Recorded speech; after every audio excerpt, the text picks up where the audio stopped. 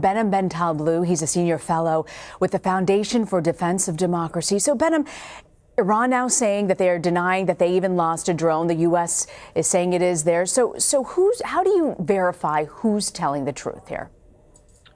Well, great to be with you. And there is an escalating war of words as much as there is an escalation in the Persian Gulf and Strait of Hormuz right now.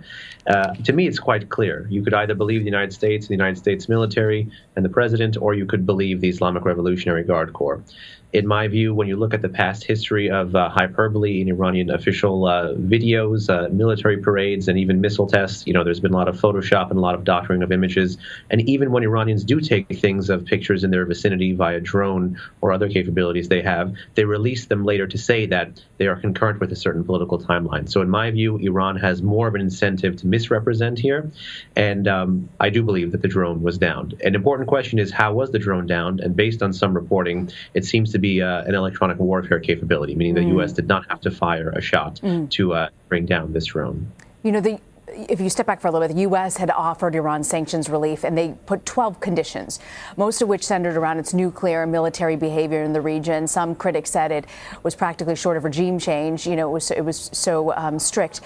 How does Iran view that, and do you see any sort of movement on that? So I think Iran has long laughed, most unfortunately, at the 12 points put forward by the secretary. Iran believes that that is really a predicate for regime change, although now if you look at some of the behavior in the Gulf and in other theaters, I think they realize that there is no way out but through, that they do have to negotiate with the United States.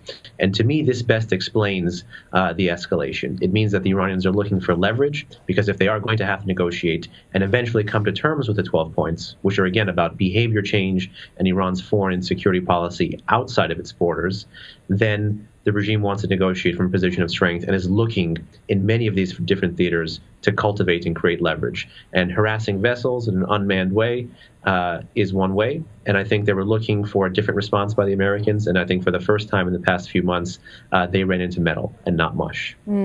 Iran's foreign minister, Javad Zarif, told reporters that Iran is committed to allowing international inspectors of its nuclear program. Do you think the Trump administration would go for that?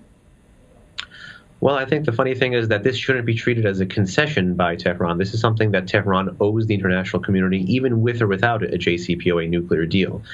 Iran, if it wants to enrich uranium on its own soil, and in fact does have that 18-year illicit history of hiding its procurement and production activities as relates to fissile material, and of course you overlay their desire for a weapon based on the strategic value such a weapon would provide the regime, and you overlay the fact that the nuclear program was resurrected during a military conflict, you have a reason not to trust Tehran, and you have a reason for Iran to make good on such pledges. And even when Iran did permit the IAEA access to the sites that the JCPOA circumscribes, those are all declared sites.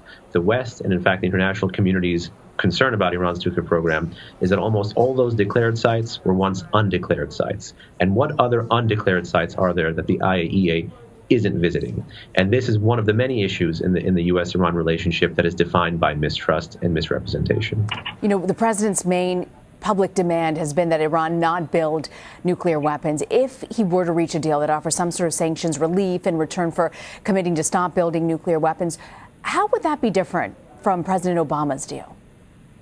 Well, I think it's important to realize that when the president and other U.S. officials have been talking about the nuclear threat by Iran, in my view, in the short term, that is driven by moves that Iran is making in the nuclear domain, and the U.S. is issuing either red lines or policy goals with respect to Iran's nuclear program. As far as I can tell, U.S. policy remains centered around those 12 points that you mentioned earlier, which deal with the broad array of Iran's foreign and security policy challenges, of which nuclear is only one.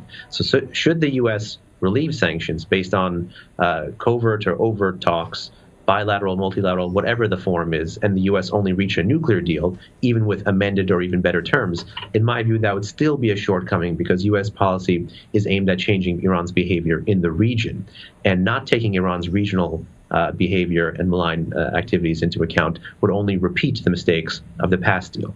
Iran's foreign minister said that Iran's not planning on waiting to see if the president loses re-election before re-entering any sort of a deal. What do you make of his words?